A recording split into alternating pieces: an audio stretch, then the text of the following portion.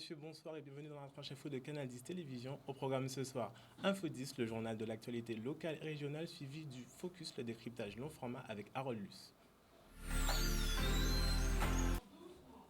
Nous sommes le lundi 3 janvier 2022 et toute l'équipe de la rédaction de Canal 10 se joint à moi afin de vous souhaiter une bonne, agréable et meilleure année 2022. Et pour bien commencer cette année, comment mieux démarrer cette année qu'avec un bain démarré, mauvaises ondes et problèmes derrière nous, parfois associés à la pratique magico-religieuse. Il est pour beaucoup une simple façon d'entamer ce nouveau cycle, l'esprit léger. Alexandro a suivi les carnavaliers.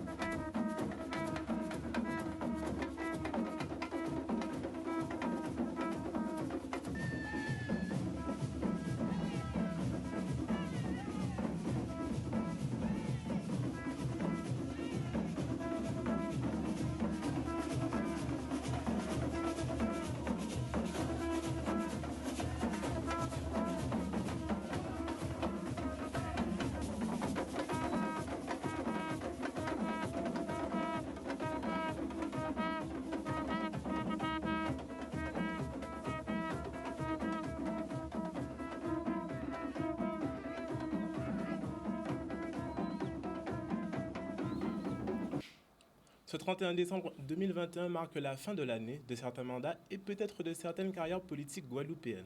À Sainte-Rose, coup dur pour Jocelyne Bazager, démissionnaire d'office de tous ses mandats et inéligible pendant 24 mois suite à des comptes de campagne non conformes. Un nouveau maire doit être élu sous 15 jours par un conseil municipal déjà fragilisé. Du côté de Capesterre de Marie-Galante, 20 bulletins frauduleux mettent à mal l'élection de Jean-Claude Maes alors qu'uniquement 8 voix lui permettaient de devancer Betty Bessery. Un nouveau scrutin doit avoir lieu avant le 30 mars 2022, comme au Lamentin où l'élection de Jocelyn Sapoti est aussi invalidée. Une destitution qui fait suite à un recours de René Julliard pour irrégularité de propagande électorale. Jocelyn Sapoti, dans le même temps écarté de la présidence de l'association des maires, répond aux questions de Charlie Dagonia. Le tribunal administratif de Basse-Terre avait annulé les élections à Lamentin, estimant que ma communication a été trop favorable, que j'aurais trop vanté ce que j'ai pu réaliser. Et en se trompant bien sûr sur les délais aussi de communication sur ce que j'ai réalisé. Madame Julliard, n'étant pas satisfaite de cette décision, est allée devant le Conseil d'État parce qu'en fait, ce qu'elle veut, c'est mon inéligibilité. Elle n'a pas réussi. Le Conseil d'État a rejeté toutes les demandes de Madame Julliard. Par contre, le Conseil d'État est resté sur l'avis du tribunal de Basse-Terre et demande que les élections soient refaites partant du principe que j'ai eu une communication qui aurait été trop avantageuse. Et comme je dis à la population, je n'ai fait que dire ce que j'ai fait. Ceci dit, j'en prends acte et je ne discute pas une décision du Conseil d'État, mais nous sommes sereins. Puisqu'il n'y a pas de fraude électorale, contrairement à ce que Mme Julliard raconte, le tribunal de Basse-Terre a rejeté les arguments de Mme Julliard sur la fraude électorale. Le Conseil d'État a rejeté les arguments de Mme Julliard et de M. Toribio sur la fraude électorale, disant que M. Sapoti n'a pas fraudé, qu'il n'y a pas matière à prononcer d'inéligibilité pour M. Sapoti. Tout simplement, le tribunal semble et pense qu'il a eu une communication trop avantageuse. Il faut refaire les élections. Par contre, elle cherche toujours à rendre inéligible M. José Toribio. Et M. José Toribio sera peut-être inéligible à cause de Mme Julliard, parce qu'aujourd'hui, il est en cassation à cause de Mme Julliard, où le tribunal a déjà 2 fois prononcé son inéligibilité. Et il attend son jugement en cassation. Donc Mme Julliard va atteindre peut-être ses objectifs par rapport à M. Toribio, mais concernant Jocelyn Sapoti n'est pas inéligible et ne sera pas inéligible. Alors, je suis encore maire pendant quelques jours, en attendant que l'État puisse lancer les élections. Une fois que l'État va décider de la date des élections, et ça doit se faire très rapidement, c'est-à-dire dans 8 jours, l'État mettra en place une délégation. Cette délégation n'a pas beaucoup de pouvoir. Cette délégation ne pourra que mettre en œuvre, réaliser ce que notre équipe avait déjà engagé, mais ne peut pas engager de nouvelles actions.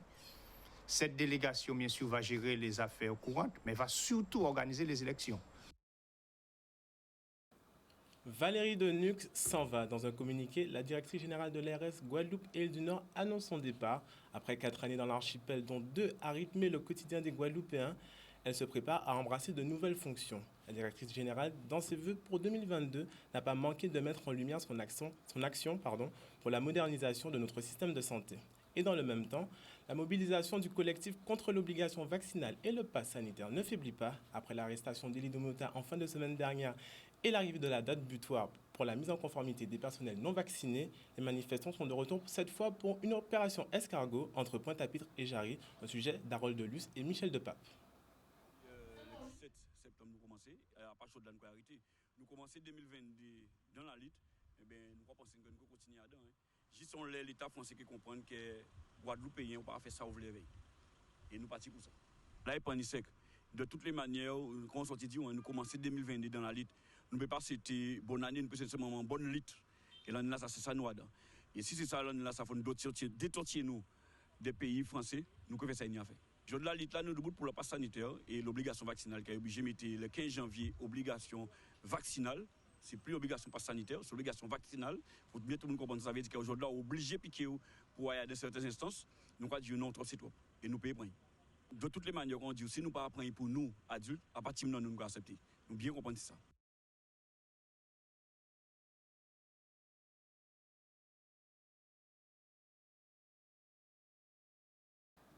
Petit problème technique. En décembre dernier, le gouvernement lançait une campagne d'autotest auprès des enfants scolarisés, un dispositif qui a permis d'atteindre le 1 million de tests par jour, mais qui ne suffit pas pour les autorités. En effet, un nouveau protocole s'applique à partir d'aujourd'hui même pour les professeurs, personnels et élèves. On fait le point avec Joël Jacobson, secrétaire général de la SE-UNSA au micro de Maxime Morel. Première chose que je déplore, on arrête de te déconcentrer. Pourquoi tu ne bouges pas ton autre main? La première chose que je déplore et qu'on dénonce clairement à ce niveau-là, c'est que le protocole est arrivé dimanche après-midi à 16h sur les boîtes email des personnels et des directeurs. Donc rien ne peut se faire, entre guillemets, dimanche. L'administration nationale ne réagit pas, ne prend pas conscience effectivement de ces erreurs constantes et ne fait pond des circulaires et met les collègues dans l'incapacité de réagir. Les cas de Covid vont pulluler au niveau des écoles, du premier degré au second degré, et les collègues viendront justement et se trouveront démunis justement par rapport à ça. Ce séquençage de tests Covid, J+1, J+2, etc., enfin, comme ils les ont annoncé là, ça signifie en fait des difficultés pour les parents qui sont déjà en difficulté. Les consignes que le ministère nous a données sont des consignes floues, très floues, qui s'apparentent justement à, pour quelque part, du mépris, en disant voilà, on verra quand le nombre de cas, en fonction du nombre de cas dans les écoles, on verra en fonction de la situation. Si on ferme, si on ferme pas, si on ferme la classe, si on évacue la classe. Enfin, c'est des dispositions qu'on ne peut pas gérer. Il y a un ministère de l'Éducation nationale qui s'appelle le ministère. Et lui, il doit régir et régenter justement sur des éléments clairs. On n'a pas à inventer de nouvelles consignes, à trouver des choses qu'on... Voilà, on en a assez. Ça, il faut avoir des consignes claires. On sait que tant de cas, tant d'élèves sont positifs, on ferme la classe ou pas. On est, nous, au niveau de l'UNSA, du SEUNSA, clairement pour que les élèves retrouvent le chemin de l'école. Mais ce n'est pas dans ces conditions-là qu'on va effectivement clarifier les situations et clarifier ce retour à l'école. Là, on met des difficultés au niveau des enseignants, des personnels qui reçoivent les enfants. Afin de savoir si vous êtes à jour sur ce fameux protocole, Maxime Morel et Olivier Félix sont partis à votre rencontre. J'ai joué dans le nez de mon fils 3 fois. Déjà une seule fois, c'est dérangeant. Mais 3 fois, juste pour un cas de Covid. C'est obliger les enfants à se faire tester à chaque fois, pour leur prouver qu'ils ont raison, ça sert à rien. Trop, ça fait trop. Il faut qu'on apprenne à vivre avec ça, c'est juste ça. Hein. C'est comme la grippe, c'est comme la dengue, c'est comme tout. Hein. On peut, selon moi, passer au travers. Puisqu'on a vu qu'au début, lorsque la pandémie a commencé, on pouvait avoir des faux positifs, des faux négatifs. Donc, si la personne qui est en train d'incuber n'a pas encore vraiment développé les anticorps permettant de vous révéler, je ne sais pas si vraiment, le risque zéro n'existe pas. C'est de la connerie. Pourquoi de la connerie? Mais attendez, c'est ce qu'ils ont mis en place? Oui. Ben oui, ça fait trop. Pour un enfant, un test dans le nez, non. C'est trop. Déjà, un enfant, avec la crise en elle-même, ils sont déjà assez embêtés comme ça.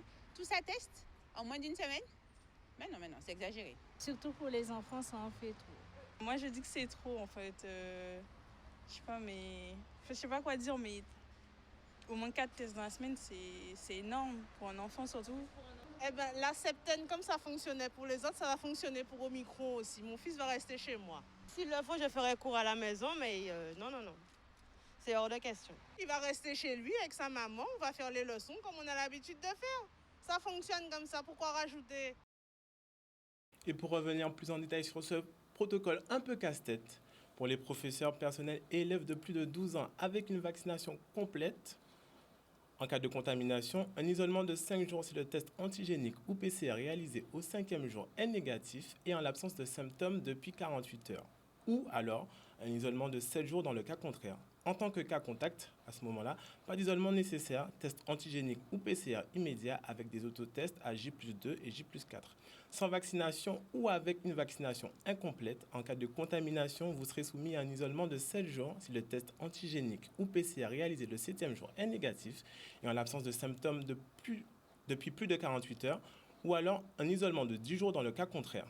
En tant que cas contact à ce moment-là, un isolement de 7 jours et un test antigénique ou PCR à l'issue de l'isolement.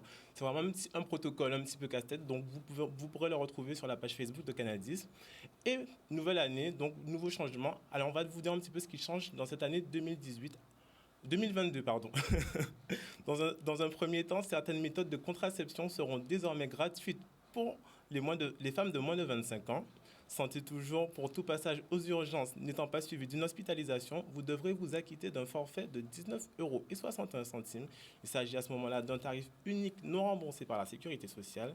Le SMIC augmente de 0,9%, soit un salaire minimum de 1 603 € brut sur la base de 35 heures.